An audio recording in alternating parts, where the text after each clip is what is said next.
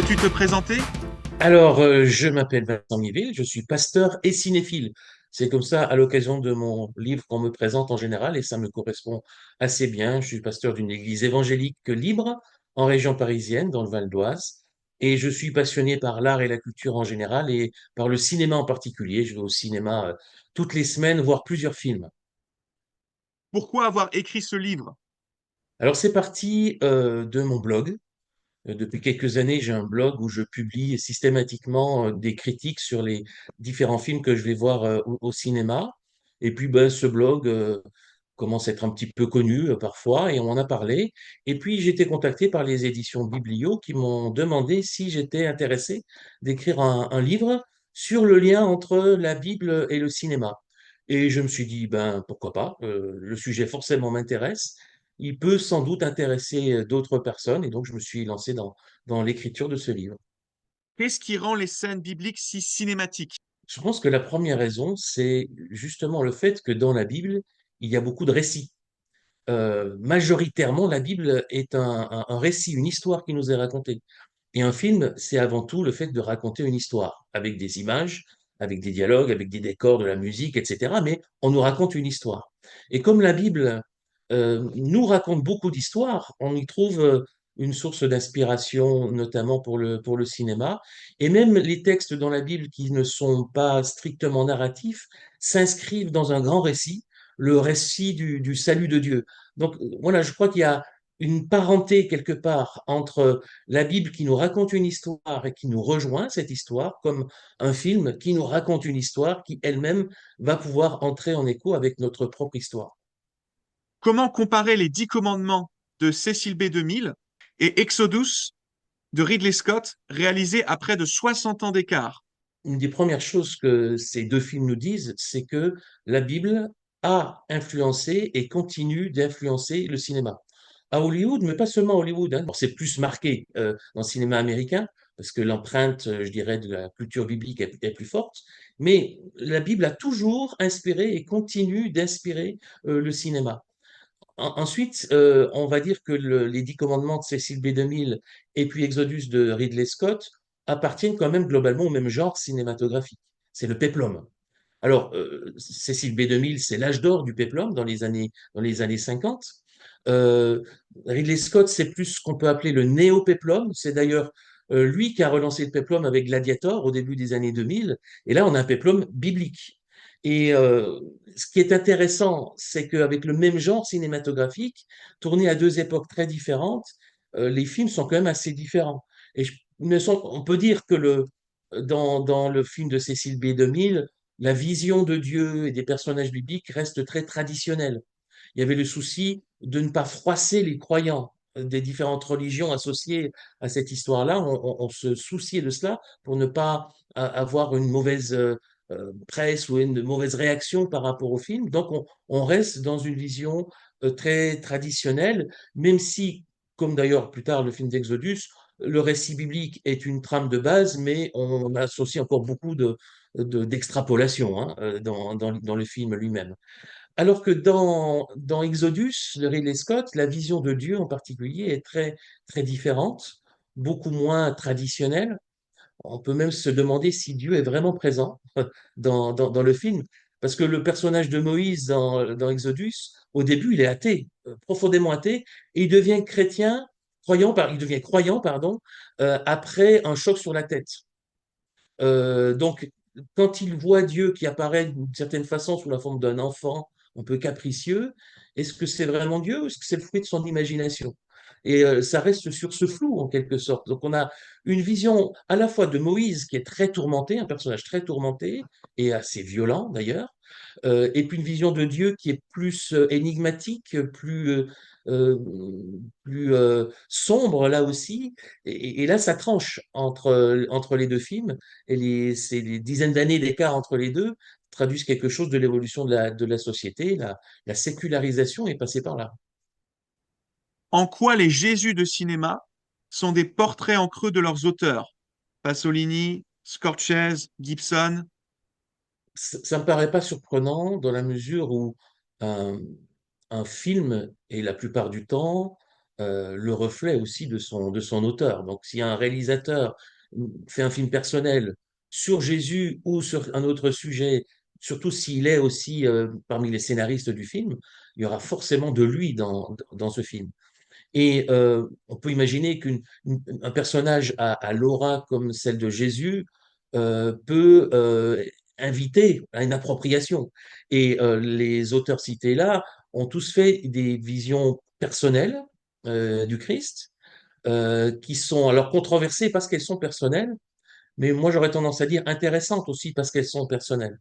Euh, je pense que si on veut faire une vision trop lisse du personnage Jésus dans un film, le film probablement n'aura aucun intérêt.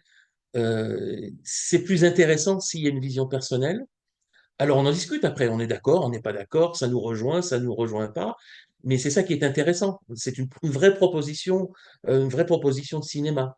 Alors c'est vrai que Pasolini, lui, par exemple, était athée, communiste, et avec pas du tout le profil d'un chrétien normal.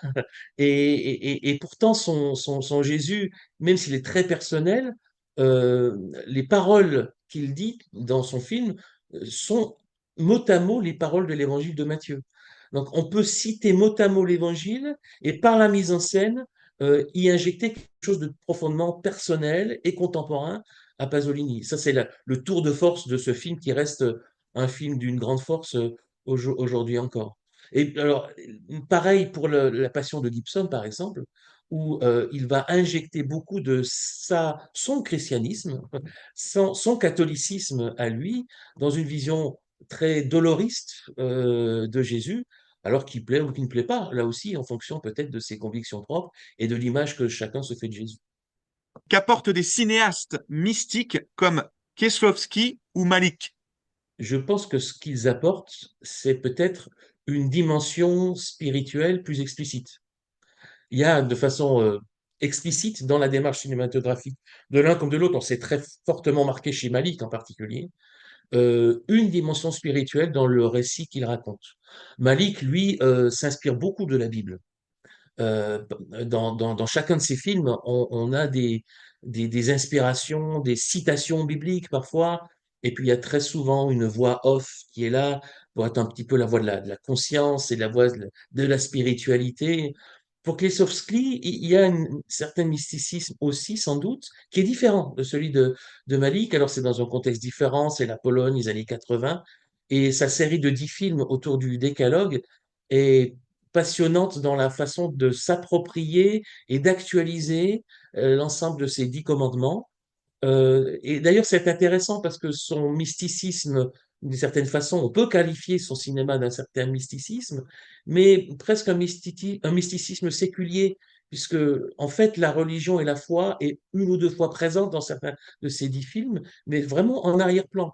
Et les problématiques éthiques qu'il pose dans ces films sont très terre à terre, banal, lié au quotidien, indépendamment des questions de foi, même si, pour le croyant, par exemple, qui regarde ces films, il y a de forts échos spirituels et avec sa foi. Comment aborder les rapports entre le cinéma et la Bible? Comment analyser un film bibliquement? Moi, j'aurais tendance à dire qu'il ne faut pas commencer par l'analyse. Il faut partir de l'expérience. Moi, je crois que voir un film, c'est vivre une expérience.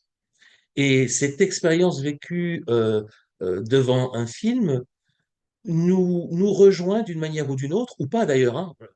Ça dépend des films, hein. On est plus sensible, plus ou moins sensible à tel ou tel film, mais il arrive forcément que certains films nous rejoignent, je dirais même nous rejoignent existentiellement, et donc peuvent faire écho aussi à nos valeurs, nos convictions et notre foi. On peut se retrouver dans tel ou tel personnage, ou se trouver en décalage avec ce qui nous est proposé, et ça suscite une réflexion.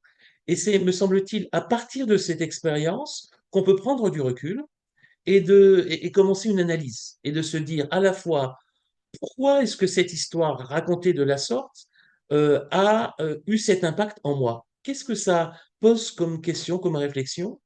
Et puis voir comment, alors, dans ce cas-là, la Bible peut devenir comme une clé de lecture, à la fois de ma réaction, de mon expérience et du film lui-même.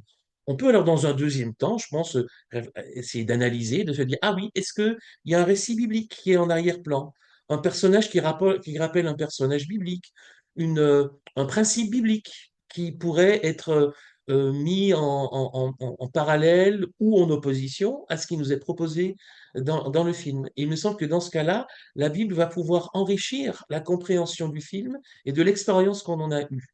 Elle peut même, dans certains cas, euh, agir dans l'autre sens. C'est-à-dire que l'expérience du film va pouvoir, pourquoi pas, éclairer d'un jour différent ma façon de voir, de comprendre tel ou tel texte biblique ou personnage biblique, enrichir aussi ma compréhension du texte biblique. Et je pense que cette interaction entre le film et ma foi, ce que je crois et ce que je comprends notamment de la Bible, qui peut être le fondement, la base de ma foi, est un dialogue qui donne une valeur spirituelle à l'expérience d'un film et qui peut permettre, pourquoi pas même, un contact, une irruption, je dirais, de la transcendance à travers le visionnage d'un film. Comment pouvons-nous prier pour toi? Je dirais peut-être que euh, ces ponts que j'essaie de tracer dans mon quotidien de croyant, et je dirais peut-être dans mon ministère pastoral aussi, entre l'art, la culture et la foi et la Bible, me semble être un enjeu spirituel important aujourd'hui pour avoir un témoignage pertinent du point de vue culturel. Donc, comment prier pour moi? Peut-être que j'arrive à vivre le mieux possible ces ponts, ces liens, pour que ma façon de vivre la bonne nouvelle du Christ et d'en témoigner puisse être pertinente culturellement aujourd'hui.